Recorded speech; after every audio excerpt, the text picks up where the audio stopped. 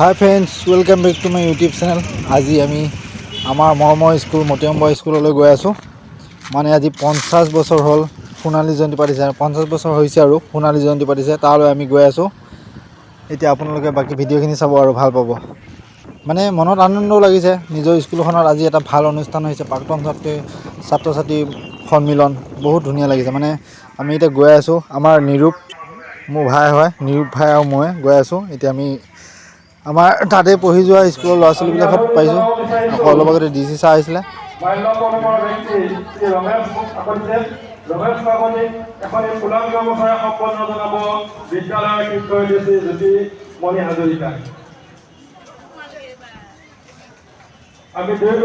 তাৰপাছত আমি গ্ৰন্থমেলা সোমালোঁ, কিতাপ এখন চালোঁ। নিৰূপ ভাই এখন ল'লে কিতাপখনৰ নাম হৈছে ভালপোৱা, মাইনী মহন্ত।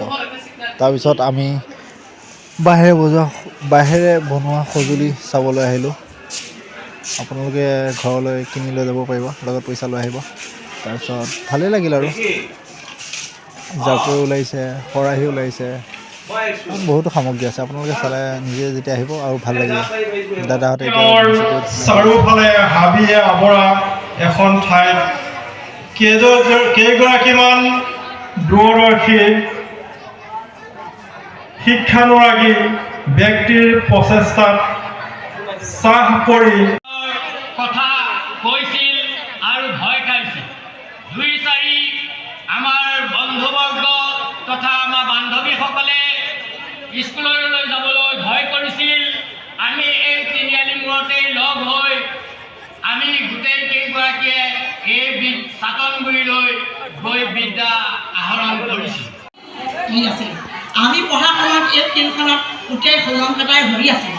নেজাৰ সময়ত আমাক শিক্ষকসকলে সেই হেৰিবিলাক পঢ়াইবলৈ দিয়ে।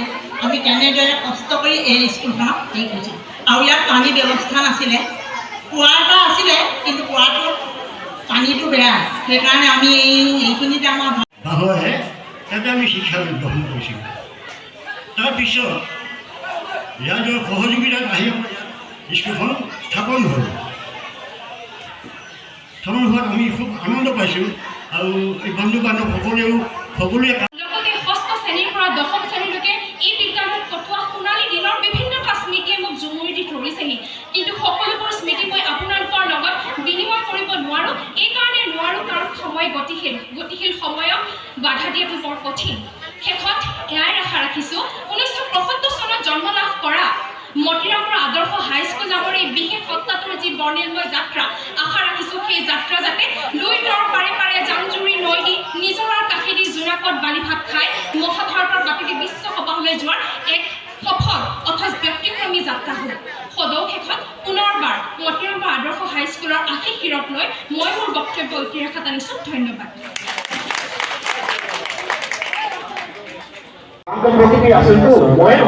আমি একেলগে পঢ়া প্ৰায় 10জনমান আমি সাংসদ শক্তি ল'ৰা আছিলোঁ। আমি ভালকৈ পঢ়া কেইজনমান আছিলোঁ, আমি যে ভালকৈ নপঢ়িলোঁ, আমি সাংসদ প্ৰকৃতি আছিলোঁ। আমি বেছি দুষ্টামি কৰা নাছিলোঁ। ইয়াতে খানা খাবলৈ আমাক পইচা নাছিলে। কি কয়, 9মান শ্ৰেণীত পৰীক্ষা দিওঁ গোটেইকেইটাই কি কৰিব লাগে, খানা এটা খাব লাগে, পৰীক্ষা শেষ